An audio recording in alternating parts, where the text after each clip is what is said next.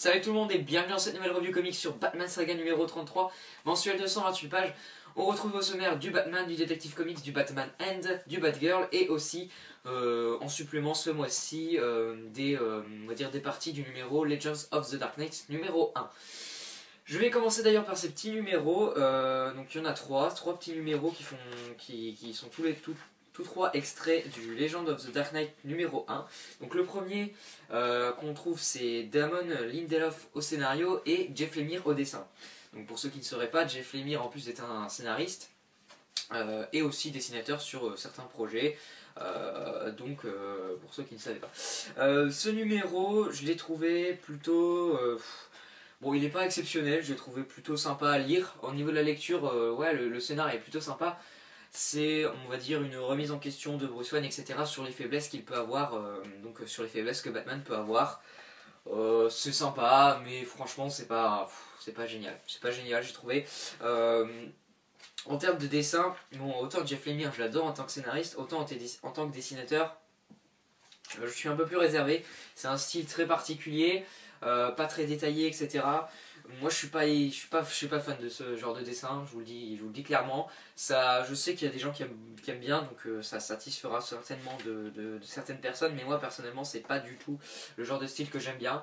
Mais après je reconnais que c'est un style, etc. Mais en tout cas moi ça me plaît pas. Donc voilà dans un premier temps pour ce petit numéro par Damon Lindelof et Jeff Lemire. Donc je vais donner une note groupée pour les trois petits numéros. Donc ensuite on a un qui est scénarisé par Jonathan Larson et dessiné par J.J. Jones. Ce numéro est plutôt sympa. Donc en fait on retrouve Batman qui va devoir affronter Amazo sur la tour de garde. Moi j'ai bien aimé. C'est pas catastrophique. Enfin c'est un peu mieux je trouve quand même que celui de Lemire. Enfin, je ne retiens pas le nom du scénariste, donc je vais dire celui de Lemire, même si c'est le dessinateur. Les dessins déjà sont un peu... Enfin, moi j'accroche un peu plus. Ce que j'ai bien aimé aussi dans ce numéro, c'est le trait d'humour. Vers la fin, par exemple, il y a une scène qui me fait beaucoup rire. C'est par exemple où Batman utilise un spray anti-requin on va dire que ce spray anti-requin est la clé de la réussite de Batman, donc c'est assez drôle. Ça fait écho forcément donc, au film des années 60 avec Adam West, etc. Moi ouais, ça m'a fait rire au moins, donc là-dessus c'est un bon point pour le numéro, mais après je l'ai trouvé quand même pas passionnant. Heureusement qu'il y a ça vers la fin qui m'a fait un peu sourire, sinon mon numéro est pas non plus exceptionnel, c'est pareil, donc j'ai trouvé ça plutôt anecdotique. Et enfin, on a un dernier donc par Tom Taylor au scénario et Nicolas Scott au dessin, donc l'actuelle on va dire l'actuelle équipe créative de Earth 2. Déjà c'est très beau, c'est la meilleure partie graphique je trouve. Et scénaristiquement c'est vraiment sympa. Donc en fait c'est Batman qui va avec Robin on va dire empêcher qu'un homme fasse une erreur pour sauver sa fille, enfin pour aider sa fille qui est malade, etc. Je veux bien aimer, c'est sympa, c'est plutôt original, mais après c'est pareil, c'est pas ça quoi, c'est clairement pas exceptionnel. Encore une fois je me répète beaucoup, mais franchement la vie est à peu près identique dans certaines mesures pour les trois petites parties. Donc la note globale que je donnerai à ces petits numéros, ce sera un 6 sur 10. C'est sympa à lire et dans l'ensemble il y a certaines bonnes parties en termes de dessin, mais encore une fois j'ai trouvé ça vraiment passable, c'est du bonus quoi. On sent vraiment qu'Urban a mis ça pour éviter de retomber dans des vraiment petites paginations, parce qu'ils n'avaient pas d'autre chose à mettre je pense à part ça. Franchement c'est tant mieux parce qu'on a plus de pages, mais après bon c'est pas exceptionnel. Je passe ensuite à Batgirl, numéro 31, scénario de Gail Simone et dessin de Fernando Pasarin, et c'est là que les choses se gâtent vraiment. C'est vraiment très moyen ce numéro, j'ai trouvé. Déjà bon, la série continue à m'ennuyer vraiment profondément. Le personnage de Batgirl m'ennuie toujours, enfin me plaît pas.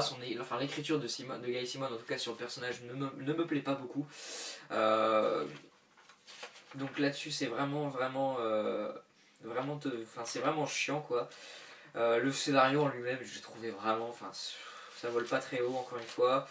C'est un espèce de... Je saurais pas trop dire de quoi, un espèce d'homme déguisé en harlequin on va dire, je saurais pas trop vraiment dire si c'est ça, donc je dis peut-être une connerie, mais qui va essayer de tuer certaines personnes qui s'introduisent dans un local pour, on va dire, compromettre certains plans d'une entreprise qui ferait des choses pas très, très cool. Et dans ces personnes qui sont en train de se faire poursuivre, il y a la colocatrice de Batgirl. Donc franchement, moi j'aime vraiment pas Batgirl en ce moment, c'est vraiment pas terrible.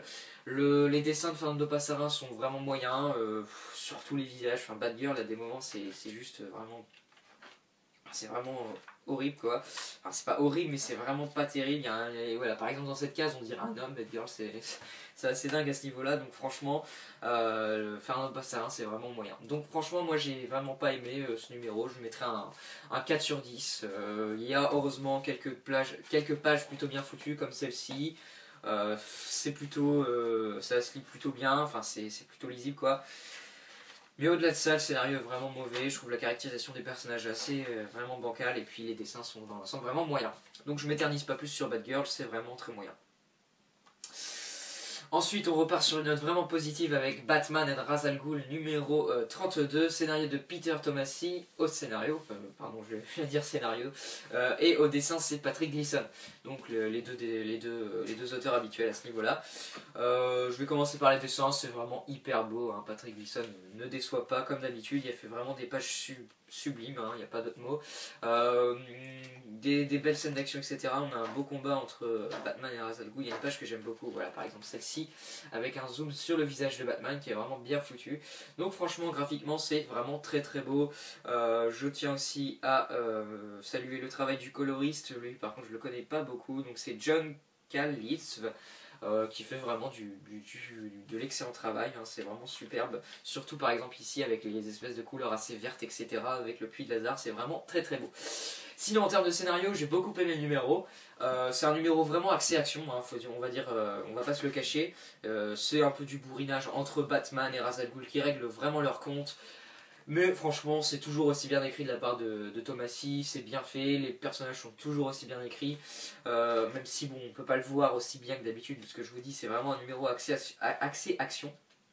Mais franchement, le cliffhanger est hyper intéressant, il donne vraiment très très très envie. La série de Batman End part dans une direction franchement inattendue, je vois pas trop, je me demande vraiment qu'est-ce que Tomasi va faire de ce cliffhanger, mais franchement c'est quand même diablement efficace, on n'a qu'une envie, c'est d'avoir la suite, donc franchement moi ce numéro a vraiment marché en ce qui me concerne, donc je suis très impatient d'avoir le mois prochain le one shot Robin Rise qui sera donc on n'aura pas un numéro Batman End, le mois prochain on aura un numéro Robin Rise, ça sera un one shot avec une plus grande pagination il me semble, et ça sera dessiné par Andy Kubert, si je dis pas de conneries. Donc je suis très impatient de voir tout ça, mais en tout cas, moi je trouve que ça s'annonce vraiment bon. Direction vraiment inattendue pour ces personnages, et je suis vraiment impatient de ce que Tomasi va faire de ça. Donc là, ce que je mettais, c'est un très bon 8,5 sur 10, c'est vraiment bon. Cet arc est vraiment très bon, hein, à la recherche de Robin, cet arc est vraiment... moi j'aime beaucoup personnellement. Ensuite on passe encore à quelque chose de vraiment très bon avec Detective Comics numéro 31, Manapool et Buccellato au scénario, Manapool au dessin et Buccellato à la colorisation. Donc je vais commencer par les dessins parce que bon, ça va aller assez vite. Quelle claque bordel, c'est sublime, le découpage de Manapool est toujours aussi juste incroyable, les dessins sont magnifiques, cette page là, mais regardez-moi ça, c'est magnifique, la colo de Buccellato, c'est magnifique, c'est pareil. Donc franchement, il n'y a pas assez de superlatifs pour décrire les dessins de ces deux auteurs, c'est resplendissant. Du début à la fin, moi j'adore franchement, ils ont vraiment un dessin qui va à merveille avec l'ambiance de Detective Comics, etc. Donc c'est franchement magnifique, je trouve, j'ai rien d'autre à dire à part juste chapeau, Manapool et Buccellato, vous faites déjà vraiment des merveilles en ce qui concerne les dessins, mais les deux auteurs ne s'arrêtent pas là, et en termes de scénario c'est pareil, c'est vraiment excellent. Donc Batman continue sa lutte contre la drogue Icar, car tout simplement une femme qui serait devenue sa future associée pour un projet avec Wayne Enterprise se retrouve morte sur son palier, victime des effets de la drogue d'Icar. Donc forcément Batman va mener son enquête parce que normalement cette drogue était censée avoir disparu du marché. Donc ça va alarmer Batman et il va tout faire pour retracer d'où vient la drogue tout simplement, pour ensuite mettre la main sur le fournisseur tout simplement. Donc on a vraiment l'aspect enquête qui prédomine dans Detective Comics. Manapool et Buccellato gèrent vraiment ça à merveille. Toujours certaines choses assez intrigantes, etc. On a plein de petites informations qu'on se demande où ils veulent en venir, etc. Donc moi j'ai beaucoup aimé, c'est encore un cran au-dessus au mois dernier, j'ai trouvé, c'est franchement grandiose. Donc là ce que je vais mettre c'est un 9 sur 10, franchement j'ai adoré ce numéro, j'ai trouvé, donc je suis impatient d'avoir la suite comme d'habitude.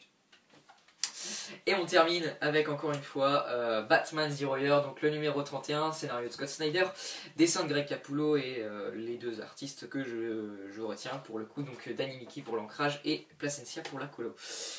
Donc deuxième chapitre pour le dernier acte de Zero Year, donc Cité Sauvage. Je vais resituer un peu l'histoire du numéro, donc c'est tout simplement Batman, Gordon et Fox qui vont décider de s'allier pour contrer le Riddler. Et pour ce faire, Batman va se porter candidat du jour pour tout simplement poser une énigme à l'homme mystère afin de retenir son attention un maximum de temps pour que Gordon et Lucius puissent tout simplement localiser le Riddler. J'en dis pas plus, je vous laisse découvrir bien évidemment le numéro en détail par vous-même. Concernant le scénario, j'ai vraiment trouvé ça hyper bon. Snyder nous fait un numéro vraiment excellent, avec une tension vraiment palpable au fil du numéro, qui va vraiment s'accroître au moment où Batman va tout faire pour, on va dire, garder l'attention du Riddler. Là-dessus, Snyder s'en sort vraiment avec brio. Donc c'est vraiment très bon, les dialogues sont toujours aussi excellents je trouve personnellement, l'écriture sur le Riddler je l'adore personnellement, Snyder écrit vraiment ce vilain à merveille, donc franchement j'ai beaucoup aimé. Donc c'est vraiment un très bon numéro qui fait course contre la montre, etc. Et j'ai beaucoup aimé, on a vraiment un numéro qui va très très vite. Donc j'ai vraiment adoré de ce point de vue là le scénario, c'est vraiment excellent. Le seul petit défaut que je pourrais mettre, c'est que j'ai trouvé le numéro pour le coup vraiment court, qu'il allait vraiment très vite et on reste un peu sur sa fin, mais en même temps ça veut dire que le numéro était vraiment très bon parce que franchement on a envie d'en voir plus, quoi, c'est vraiment dommage. Et donc franchement ouais, j'ai trouvé le numéro vraiment court. Alors je sais pas s'il y a un peu moins de pages que d'habitude. Je pense pas, hein, ça doit être juste être moi, mais je l'ai trouvé un peu court. Donc ce serait le petit défaut que je mettrais au numéro. Et puis passons au dessin, bah là, Capullo, j'ai rien à dire, c'est sublime, cette page là j'adore.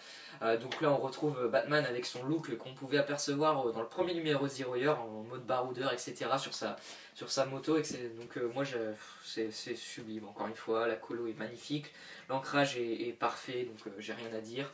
Moi j'ai vraiment adoré, c'est vraiment des dessins magnifiques, le trait de Capullo est vraiment parfait, magnifié par l'ancrage et la colo. Vers la fin on a vraiment une partie vraiment très fun où on a Batman qui va affronter un lion par exemple, enfin, c'est vraiment génial à ce point de vue là, enfin, moi j'ai adoré, donc j'ai rien à dire, c'est encore et toujours une claque en termes de dessin, c'est juste du grand art.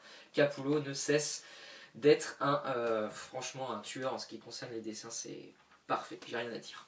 Donc franchement un excellent numéro pour moi, j'ai trouvé cette deuxième partie de Cité Sauvage, j'ai vraiment adoré. Zero Year continue à être excellent selon moi, le rythme est toujours là, pour moi on s'ennuie toujours pas, donc je suis vraiment toujours aussi impatient d'avoir la suite. Donc j'ai rien à dire, c'est vraiment excellent, à part que j'ai trouvé peut-être le numéro encore une fois un peu plus court, enfin j'ai trouvé qu'on restait un peu sur sa fin sur le numéro. Là que je mettrais c'est un excellent 9 sur 10, j'ai adoré, gros coup de cœur sur le magazine pour moi avec Detective Comics, donc franchement j'adore Zero Year, vivement la suite.